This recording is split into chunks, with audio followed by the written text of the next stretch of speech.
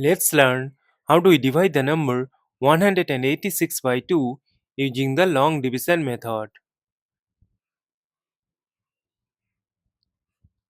See that 1 is less than 2, so let's consider the number 18. We know that 2 times 9 is equal to 18. Subtract, we get a 0. Now this 0 is less than 2, so we will bring down this adjacent 6 here. Look that this is the number 6. So remove this 0.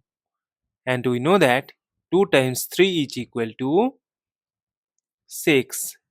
Subtract, we get a 0.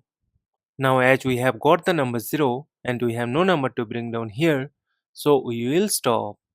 Therefore 186 divided by 2 is equal to 93. And this is our final answer. Thank you for watching. Please like, share and comment on the video. Also do subscribe our channel.